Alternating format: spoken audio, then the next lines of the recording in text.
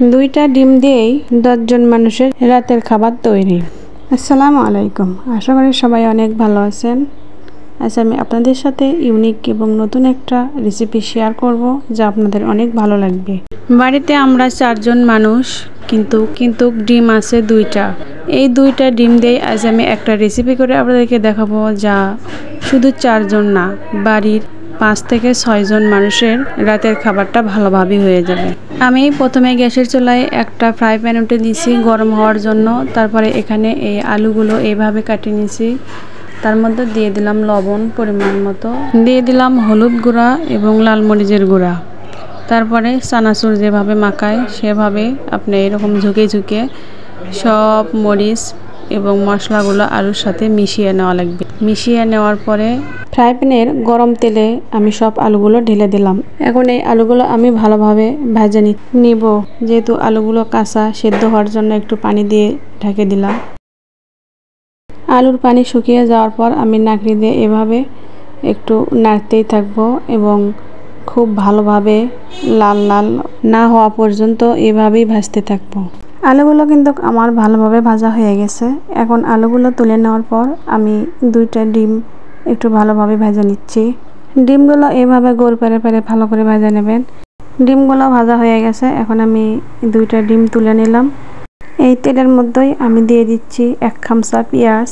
এখানে কিন্তু পেঁয়াজ একটু বেশি দেওয়া লাগবে, না হলে ভালো লাগবে না। তারপরে দিয়ে দিলাম কাঁচামরিচ। পেঁয়াজ আর কাঁচামরিচ একটুখানি ভেজে নেওয়ার পর আমি এর মধ্যে দিয়ে দিচ্ছি আর একটু তেল। তারপরে সেই তেলের মধ্যে পেঁয়াজ আর কাঁচামরিচ একটুখানি ভেজে নেওয়া লাগবে আবারও। এটা কিন্তু সেই লেভেলের একটা রেসিপি, যা আমি রান্না করার পর আমার স্বামী এই রেসিপি দিয়ে 2 প্লেট ভাত খাইছে, আর শুধু একটা কথাই বলছে, এত স্বাদ কেন। এখন পেঁয়াজ আর মরিচের মধ্যে আমি দিয়ে দিলাম শুকনো মরিচের গুঁড়া এবং পরিমাণ মতো হলুদ, দিয়ে দিলাম ধনে গুঁড়া, তারপরে দিয়ে দিলাম পরিমাণ মতো লবণ, জিরে বাটা, আদা রসুন বাটা, সামান্য একটুখানি পেঁয়াজ বাটা। মশলাপাতি সব কিছু দেওয়া আমার শেষ। এখন আমি সব কিছু এই নাড়ির সাহায্যে একটু নেড়ে মিশিয়ে নিচ্ছি, একসাথে সুন্দরভাবে কষাচ্ছি। এরকম করে কষিয়ে নেবেন। তারপরে স্বাদ হওয়ার জন্য এর মধ্যে একটু দিয়ে দিচ্ছি আমি সরিষার তেল। তারপরে দিয়ে দিলাম ছোট একটা তেজপাতা, 2টা দারচিনি, 3টা সাদা এলাচ এবং 3-4টা গোলমরিচ ও 2টা লং। এখন সব কিছু মশলাপাতি আমার দেওয়া শেষ। আমি আর কোনো কিছুই এখানে ব্যবহার করব না। এখন আমি এটা আবারও ভালোভাবে কষিয়ে নিচ্ছি। কষিয়ে নেওয়া আমার হয়ে গেছে। এখন আমি এর মধ্যে দিয়ে দিলাম একটু পানি দেওয়ার পরে আমি এটা ঢাকে দিলাম ঢাকনা দিয়ে।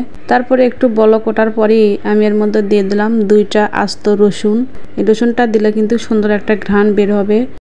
এখন আমি এখানে একটা প্লেট নিচ্ছি, তার উপর নিয়ে নিচ্ছি 2টা ডিম। ডিমগুলো আমি এখন কেটে নিচ্ছি।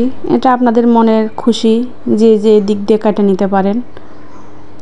লম্বিভাবে কেটে নিতে পারেন, আবার পাতালে চাকা করে কেটে নিতে পারেন। আমি কিন্তু এইভাবে কেটে নিচ্ছি। ডিমগুলো আমার কাটে নেওয়া শেষ।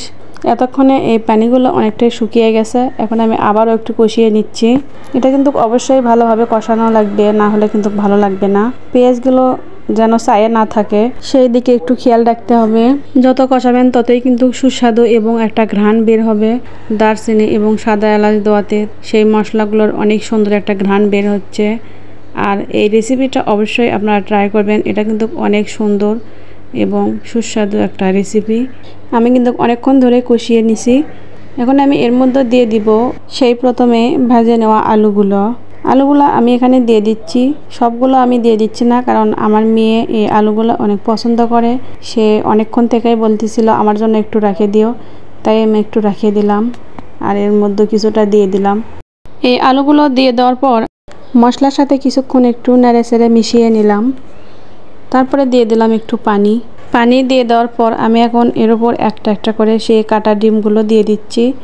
অবশ্যই এই ডিমগুলো আপনারা আলতো হাতে দিয়ে দেবেন, কেননা যেহেতু কুসুম, না হলে ছিন্নভিন্ন হয়ে যাওয়ার সম্ভাবনা আছে। তারপরে আবারও ঢেকে দিলাম। দেখুন এই রেসিপিটা কিন্তু আমার হয়ে গেছে। এরপর আমি দিয়ে দিচ্ছি 12 মশলার গুঁড়া। 2টা ডিম দিয়ে আপনি আপনার পরিবারের 4-5 জন বা যে কয়জনের সদস্য থাকুক না কেন, সবার জন্যই কিন্তু এই রেসিপিটা করে নিতে পারবেন। আশা করি আজকের রেসিপিটা আপনাদের অনেক ভালো লেগেছে। সবাই ভালো থাকুন, সুস্থ থাকুন। আল্লাহ হাফেজ।